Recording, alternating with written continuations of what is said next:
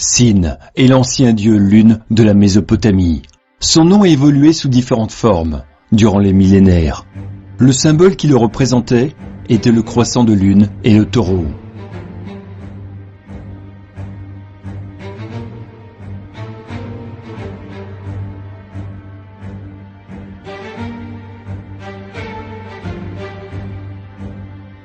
À travers les différents royaumes, époques et régions, Sin deviendra Baal.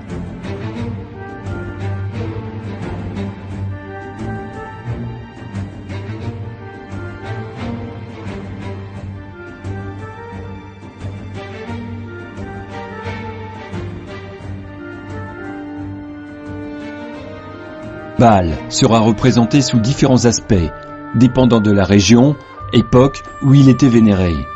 Très souvent, les symboles du croissant de lune, le taureau ou un astre brillant le représentent.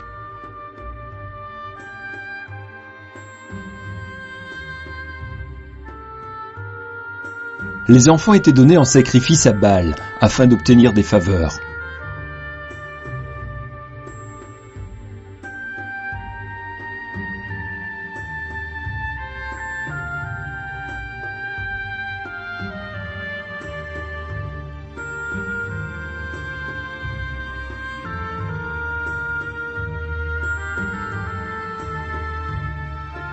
Baal est l'ennemi de Yahweh, Dieu Tout-Puissant, mais il perdit en popularité lorsqu'Élie, le prophète de Yahweh, gagna lors de sa confrontation contre les prophètes de Baal.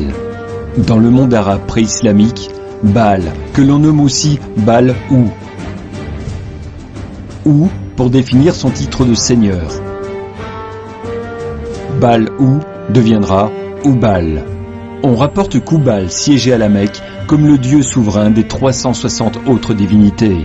Ce dieu suprême avait 3 filles, Allah, Manat et Uza. Cette divinité suprême était aussi connue sous le nom générique Ilah, qui signifie Dieu. Ce dieu lune, Oubal, était représenté par un croissant de lune. La Mecque était donc le lieu culte d'Oubal, la Kaaba, son sanctuaire où ses fidèles faisaient le pèlerinage du Hajj, selon le calendrier lunaire, toujours en vigueur aujourd'hui pour les musulmans. Dès 610 après Jésus-Christ, Mahomet, après avoir plagié la Bible et autres textes religieux, ce seigneur de guerre érigea les fondements du Coran et de sa nouvelle religion, qu'il voulait monothéiste. Il remplaça le nom d'Ilah par celui d'Allah. Il détruisit aussi toute référence concernant les idoles, les déesses, les statues, même celles du dieu Oubal, afin d'effacer l'origine païenne de la Mecque polythéiste. Suite à ce changement brusque et critiqué par certains, Mahomet ne conservera que la pierre noire, la Kaaba et le symbole du croissant de lune, afin d'établir une paix durable avec les différents membres de la tribu des Kouraïch et ceux des clans mécois qui s'y opposaient. Ensuite, il déclara qu'il n'y avait pas d'autre dieu qu'Allah et que Mahomet est son messager. Tous ceux opposés à réciter ce message, la Shahada, étaient exécutés ou persécutés. Voilà la véritable origine de l'islam. Cette religion n'a pas commencé avec Abraham, comme c'est encore prétendu de nos jours. Ce Mahomet a simplement banni les autres divinités arabes et désignant Allah comme étant le seul vrai Dieu. De plus, Mahomet usurpa la position du Christ en se faisant le seul médiateur entre Dieu et l'humanité.